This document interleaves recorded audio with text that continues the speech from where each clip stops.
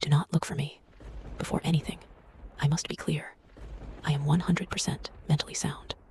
None of what I'm about to tell you is a figment of my imagination. And I'm not going to let any of you make me believe otherwise. For 20 years, I was on the force. Started out as just your everyday rookie cop, and climbed the ranks to lead detective through blood, sweat, and a desire to be the best. I am not crazy. What I am, however, is a man who made a mistake. A mistake that has grown to haunt me as the weeks drag on. I should have never gone searching. I should have never let my pride stand in the way of my good sense. A mere 6 months before my retirement, a photograph had been brought to my desk. Little Kaylee Everson, dressed to the nines for her second grade school photos. The image portrayed her perfectly, exactly how she was as a person. It's an image that, no matter how badly I want to, I'll never forget. She wore a snaggle-toothed smile, and her dirty blonde hair had been curled like that of a pageant star, with a light lavender sundress to tie the look together. Atop her head rested a bright red bow, making her completely picturesque. My partner, Detective John Ripley, tossed the picture down onto my desk before running a hand over where his hair had once been. "We got a sad one today, champ," he sighed sarcastically. I responded with a quick ash of my fatting cigarette. "When are they not, Ripley?" There was something different about this one, though. I could feel it. I could see it painted all over Ripley's face and body language. CCTV footage picked this little girl up right outside the corner store off Carter SD. She looked to be wearing her pajamas, and I'm not the biggest expert, but the poor girl looked confused as hell as to where she was. I stared at Ripley for a moment, pondering, choosing my next words carefully. Well, I finally managed. "Do we have the tape with us? I'm gonna need to have a look at that, of course." Ripley simply nodded before retrieving the tape from his inner suit pocket. He then popped it into my VHS player that I kept in the office for situations just like this. And together, we watched the tape. I recognized what he meant by her being confused almost immediately. The way her eyes and head darted around, almost as though she is trying to piece together not only where she was, but how she got there in the first place. The video was timestamped at 3:18 in the morning. That's what made this footage so chilling. No sign of who dropped her off. No sign of a parental guardian. No sign of anything. Just a little girl who just so happened to stumble clumsily into the camera's frame. At approximately 3:25, Kaylee very noticeably snapped her head behind her, as though someone had been calling for her. Ever so slowly, she turned around and walked timidly towards the direction of the supposed noise. This was the last anyone had ever seen of her. Her parents were destroyed, and her elementary school even held a vigil for her, begging for her safe return. Ripley ejected the tape from the player, and the two of us sat together, brainstorming what our next move should be. To me, it was obvious. We were going to pay a visit to that store off Carter Street. We rode together straight there, silent the entire time. Carter Street is in a less than desirable part of town, far from Kaylee's address. And when we arrived, we found that the place was buzzing with people, which was sure to hinder our work. However, one swift flash of the badge fixed that problem right up, and soon the parking lot fell empty. With the peace and quiet, we were finally able to conduct our research. Well, we would have, if it weren't for the damn store owner pestering us every 5 minutes with questions that we simply didn't have answers to. Is the girl okay? How long will this take? Will you two be here tomorrow? He went on and on. So much so that Ripley and I had to politely ask to be left alone for a smoke break. Whilst we stood there, puffing on our cigarettes, something caught my eye just outside of my peripheral vision.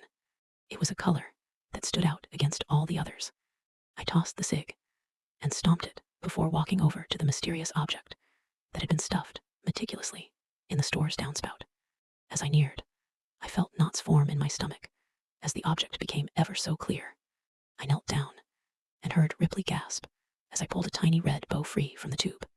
Holy hell, I thought aloud. Ripley must have been thinking the same thing, because before I knew it, he was right by my side. "That's not what I think it is," he added. "I think it is, unfortunately." The true gut punch wasn't the bow, however. What made mine and my partner's blood turn to ice was the note that had been fastened to the bow with a clothing pin. Do not look for me. It was evident that this was not Kaylee's handwriting. And this single discovery is what pushed the trajectory of my life straight towards demise.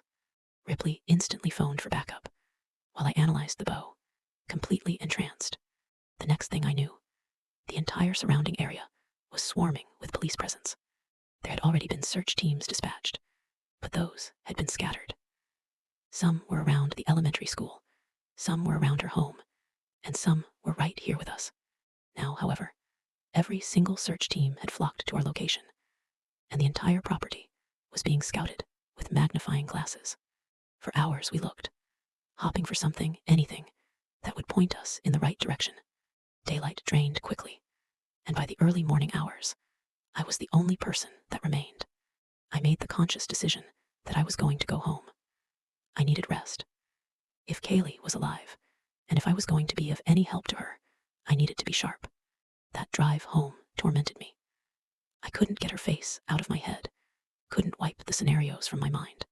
Before I knew it, I had autopiloted my way home. I glided straight to my bed and collapsed face first into a deep, dreamless sleep. I awoke at 9 a.m. to the sound of knocking on my front door. However, when I checked the peephole, there was no one there. Opening the door, I found that there had been a package left carefully on my welcome mat. This immediately threw up red flags, because I hadn't ordered anything since last Christmas. On top of that, the packaging was completely blank. Just a scoff-free cardboard box that weighed less than a pound. I felt a sneaking suspicion that this had been related to my case, and based on intuition, decided to take the box with me down to my office. I phoned Ripley to let him know I was on the way. And on the drive, their curiosity ate at my brain like a war prisoner who had finally found his way to a homemade dinner with his family. I had to have been followed. There was no other explanation. I racked my brain trying to remember anything from the drive home the previous night, but all I could recall was my deep thought. I then became paranoid. Paranoid at what could possibly be hidden within the package. Paranoid of what possible state Kaylee could be in at this very moment. And, as if listening to my thoughts like a symbiotic parasite, the box began to faintly tick. This is where my paranoia won. I could no longer risk driving to the office. I pulled my car into a desolate parking garage, free of cars and people, where I then phoned in the bomb squad. I let them know about the package, the case, and filled them in on the ticking that could now be heard from the box. They instructed me to vacate the premises and await their arrival, which I obliged. 10 minutes later, the entire squad showed up as discreetly as possible, as to not create any public concern. I watched as the man in the armored suit approached the package, slowly, surely sweating from the nerves and early autumn sun. Very carefully, the man cut the tape from the box and opened the flaps. The silence of the outside world was deafening, and I seemed to only be able to hear my own heartbeat before the man broke the silence with a quick yelp as he jumped back from the box. "It's a finger," he cried out. "Small one, too. Looks like it came with some kind of timer." It felt as though all the oxygen from outside had been snatched away through a vacuum in space and time. My lungs burned, and I felt my face grow beet red. The noise around me faded to static as I watched my colleagues scramble to examine the box. I could do nothing but stand there.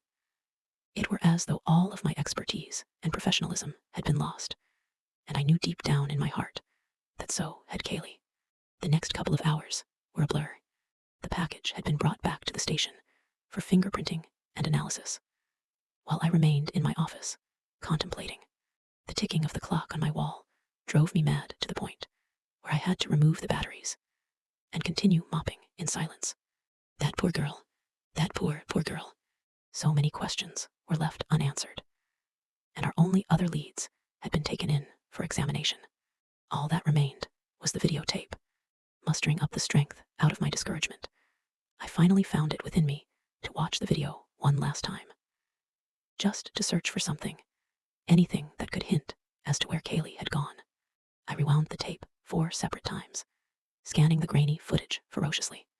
On the 5th rewatch, I saw him, hidden nearly completely out frame behind a tree, at the forest line, directly behind the store. directly where Kaylee had cocked her head curiously before disappearing entirely. He beckoned her over with a wave of his hand. Barely visible, unless you were looking with the intensity of a father. Who knows what it's like to lose a daughter? What haunted me the most, however, was the fact that that man was me. Same wrinkles, same graying hair, same face. I thought that my eyes deceived me. I thought that my imagination was corrupting my interpretation of the grainy footage. But no, 6 times I rewound the footage to the moment my face came into view, becoming more and more recognizable each time. It was unmistakable. Just at the very moment I rewound for the 7th time, Ripley came flying into the office, startling me as I raced to eject the tape. You know, knocking is still a thing people do, I announced, annoyed. Positive match for Kaylee on that finger. I've already let the parents know, and the search teams know that they're looking for a body at this point in time. It's hard to imagine what kind of game this sick fuck must be playing, but it's nothing we aren't prepared for. I rubbed my temples, feeling my mind race at 1,000 miles an hour. This was a predicament that I certainly was not prepared for. On the one hand, if I did tell Ripley what I'd seen, he'd immediately believe me insane, which I am not, and have me arrested until the body was found and more evidence was discovered. I knew I didn't do this, but how? How could I argue my case? Plus, on the other hand, if I didn't say anything and the guys found it on their own, man, there'd really be no coming back from that. Weighing my options made time seemed to freeze in place. The ticking from my clock brought me back to reality, and I chose to not let on what I had seen. We're prepared for anything, John, no doubt about that. You find any fingerprints? Not a one, Ripley replied, defeated. We'll find her, alive or dead, eventually, I responded, doubtful. Well, let's hope. We have all of our resources dedicated to this girl. I pray for God to align the right stars. I'm praying too, Ripley. And with that, John left me alone in my office once more, alone in silence. And with that silence came more paranoia. I was now willingly withholding critical information from a child abduction and possible murder case, just to keep myself safe. The feeling devoured me. Someone was going to find out. Hell, it'd probably be Ripley. He's always the one closest to me. Or maybe it'd be McClintock, the head of forensic analysis. Whoever it may be, I knew it was coming. There was no running from it. Oh, I'd be damned if I didn't try, though. I decided to take the tape home with me. It would be more secure that way, away from sniffing noses and prying eyes. For the next week, I called out sick. I mean, near perfect attendance for 20 straight years. I felt I'd earned that right. During that time, I dove deep. I mean deep, deep. Day in and day out, I researched Kaylee, being a mere 2nd grader with a regular middle-class family. I can't say I could find much online for the first few days. Found out who her teachers were. Learned that she was born in California before her family moved down here to rural Georgia. Maybe stalked a few Facebook pages. I say maybe, but the truth is, that's where the next big break came. And unfortunately for theVersins, it was more evidence I'd have to keep to myself. As I looked through the pages of Kaylee's distant relatives, a message popped up on my screen. Do not look for me. Immediately, I clicked the message, and upon entering the chat, an image was shared. I swear to you, I promise you, I am not crazy.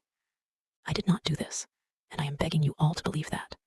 The image revealed Kaylee, huddled in the corner of a dark concrete room. Her pajamas were tattered and torn, her hair matted and dry. But perhaps, most heartbreaking of all, she looked to be holding her right hand, crying in pain as blood trickled from the stump where her finger had once been. And there, towering over her, smiling a demonic, unnatural smile directly into the camera, with eyes as black as sin, was me. Yet again, a new message then popped up below the image. Do not look for us. And that was it. That was the moment reality began to unravel for me. Only briefly, however. All things can be explained, and that was my outlook on this entire situation. Clicking on the account, I found that it had been entirely dedicated to Kaylee. 30 posts so far, and each of them begging for her safe return. All except for one. The post read, "Rest in peace, Kaylee. Heaven has gained an angel," followed by some tacky emojis that I don't care to include.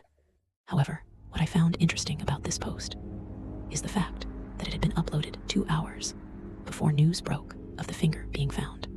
That was damning. But what was I to do? Who was I to turn to when all evidence pointed to me? I decided to take a shot in the dark. I responded to the user. And you know what I said? Where all of my training landed me. A text message that read, "Who is this?" Fucking laughable. Shockingly, the little scene icon popped up beneath my message. I felt my heart begin to tick metronomically as I awaited the reply. Tick-tock, tick-tock. Staring at the screen, I felt only moments pass as my thoughts raced.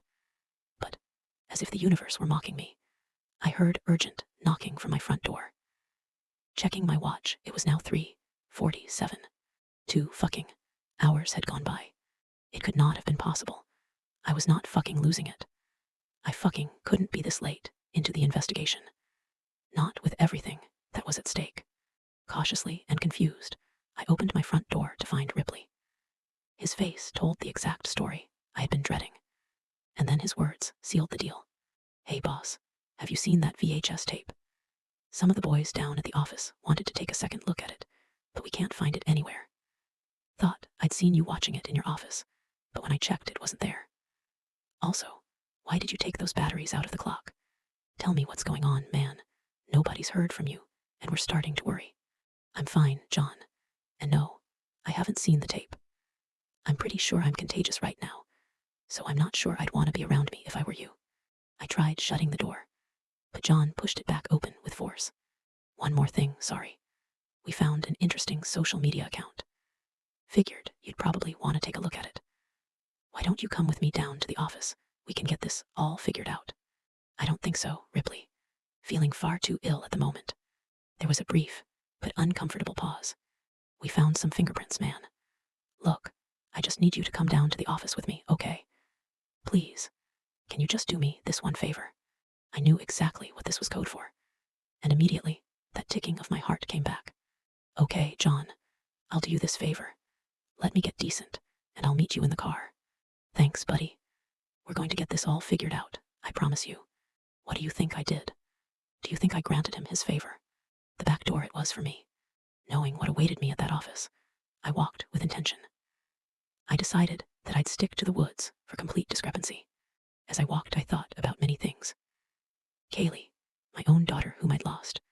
What the inside of a prison cell meant for an officer of the law such as myself. I continued well into the late hours of the night, trotting to the pace of my own beating heart. I didn't know where I was going. I didn't know what to do, mostly. All I felt the need to do was walk. I eventually found myself approaching civilization again, when the bright light post of a corner store parking lot came into view. Worried about being seen, I ducked off behind the trees as I proceeded forward. As the store came further and further into view, I noticed something that made my heart fire up with glee. Little Kaylee Everson, standing alone and looking confused. I watched her for a while, thankful that I had finally found her. I had finally done what I set out to do, and here she was, alive and well. As I called out her name, she twisted her neck around to meet my eyes, and I gestured her over with a wave of my hand. Kaylee is safe now. I've decided to keep her until I'm able to make heads or tails of who her abductor was. But until then, I promise, to Ripley and to anyone else reading this, Kaylee is safe. She will return as happy as she's ever been. But for now, please, do not look for me.